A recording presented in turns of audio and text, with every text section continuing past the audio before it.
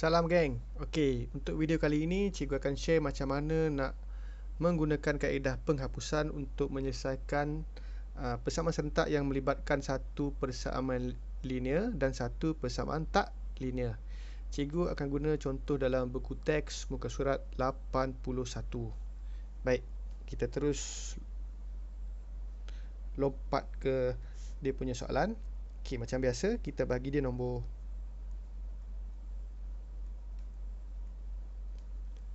Baik, dengan ni betul-betul ini tricky sikit. Nama kaedah ini kaedah penghapusan. Jadi kita mesti hapuskan sesuatu. Apa yang kita nak hapuskan? Kita mesti hapuskan nilai X atau Y. Okey, cuba tengok kat sini . Okey, ini satu grup.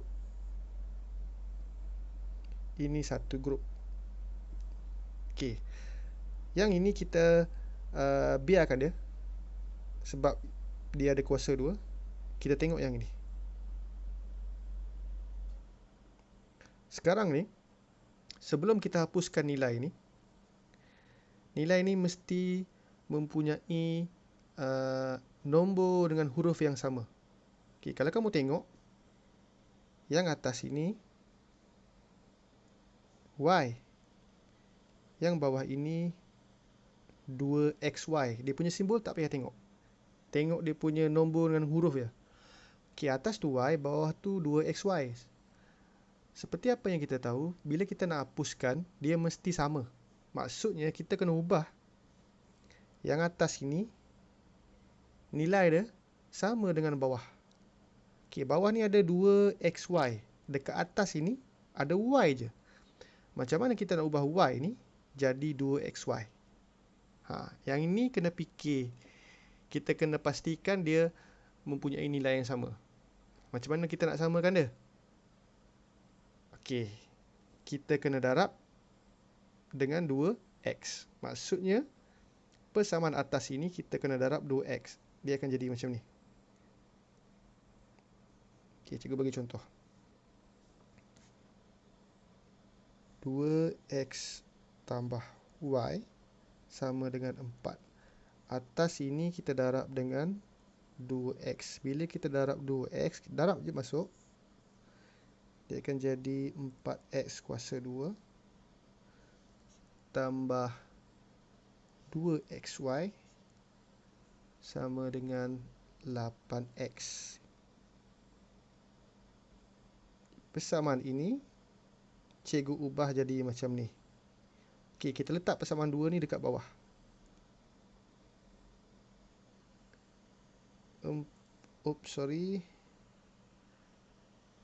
X kuasa 2 tolak 2XY sama dengan 3. Cuba kamu tengok. Sama kan? Yes, dia dah jadi sama. 2XY, 2XY. Dia punya simbol ni tak payah hirau. Tak ada masalah. Okey. Bila dapat macam ni,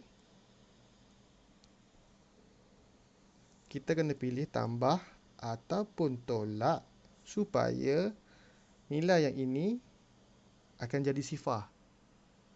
Okey. Maksudnya 2XY tambah negatif 2XY ataupun positif 2XY tolak negatif 2XY menghasilkan sifar. Yang mana satu? Simbol mana yang kita pakai dan akan menghasilkan sifar atau kosong? Yes. Simbol tambah. Okey, tak semestinya tambah. Jangan fikir mesti pakai tambah. Tak, kadang-kadang pakai tolak. Okey, untuk soalan kali ini dia pakai tambah. Jadi, bila tambah dah dipilih, kita teruskan operasi tambah ini.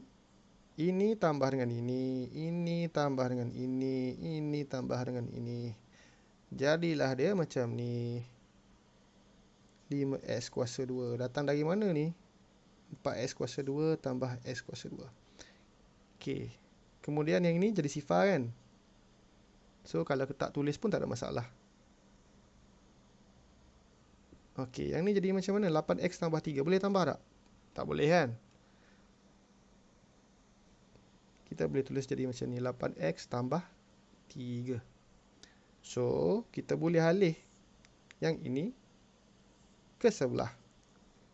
Okey, bila kita alih, dia akan jadi macam ni.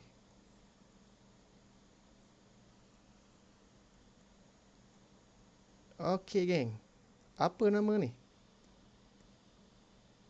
Yes, inilah persamaan kuadratik. Bila sebut saja persamaan kuadratik, kita tahu ada banyak cara untuk selesaikan persamaan kuadratik. Salah satunya menggunakan kalkulator. Okey, baik. Mari kita gunakan kalkulator. Okey, cikgu tulis balik dia punya persamaan. 5x kuasa 2 tolak 8x tolak 3 sama dengan sifar. Kita tahu kita boleh selesaikan persamaan kuadratik ini menggunakan kalkulator. Macam biasa, kita cek dulu nilai A dia dah positif atau negatif. Okey, dia dah positif. Kemudian kita cek, kita tahu bahawa persamaan ini sudah berada dalam sebutan yang paling mudah. Okey, barulah kita pakai kalkulator. Baik. Mod EQN degree 2 A5 B negatif 8 C negatif 3. Okey, panjang kan jawapan dia kan? Okey, ini mesti boleh tukar dalam bentuk pecahan. Tekan shift ABC, tak dapat, betul tak? Dia macam tak berubah pun. Okey, tak apa, kita cek jawapan yang kedua. Pun sama, jawapan dia sangat panjang. Lepas tu bila kita tekan shift AB per C, tak dapat ubah dia jadi pecahan. Okey, maksudnya kat sini jangan salah anggap, jawapan dia memang betul. Jawapan tak ada masalah.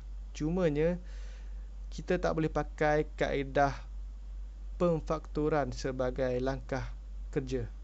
Okey, tak faham? Okey, tak apa. Kita tulis dia punya jawapan dulu. Kita ambil 1.9136. X sama dengan 1.9136. Satu lagi kita ambil jawapan dia negatif 0.3136. Okey, negatif 0.3136. Maksud cikgu tadi tak boleh pakai kaedah pemfaktoran. Kita tak boleh buat macam ni. Kan selalu kita buat macam ni kan. Ni salah kalau kita buat macam ni. Jadi sebenarnya ada langkah kerja lain, langkah penyelesaian yang lain. Bukan kaedah pemfaktoran, tapi kita kena pakai formula, kaedah formula. Ingat lagi tak kaedah formula macam mana? Dah tak ingat dah? Macam ni. Mesti pernah nampak ni, cuma lupa.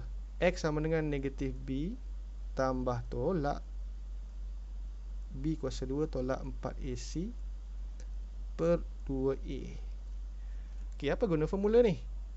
Senang je bos, kita ganti je. Maksudnya X, okay, nampak ni negatif B, kita letak je negatif. B ni ambil dari mana? A ni negatif 8. Ganti je masuk. Tambah tolak punca B lagi. Yang inilah. Negatif 8 kuasa 2 tolak 4 AC. AC ni yang mana? Inilah A, inilah C. Maksudnya kat sini 5. X jangan bawa, X tinggal, bawa 5 je. C dia negatif 3 per 2A 25. Itulah langkah kerja dia. Jawapan ni masih sama. Jawapan ni memang kita dapat daripada kalkulator. Dah dapat nilai ini, kita gantikan nilai ini ke dalam persamaan 1. Ini pun kita ganti ke dalam persamaan 1 untuk mencari nilai Y. Maksudnya dia akan jadi macam ni. Cikgu tulis balik persamaan 1, 2x tambah y sama dengan 4. Sini pun sama. 2x ini kita pakai nilai yang baru kita dapat tadi. Sama dengan 4. Okey. Jadikan y sebagai perkara rumus. Jadi subjek. Alih darab masuk dulu, kemudian alih. Last kali kita akan dapat y sama dengan 0.1728. Itulah nilai y. Sama juga dengan yang sebelah dia. 2x di mana? X di atas ni negatif 0.3136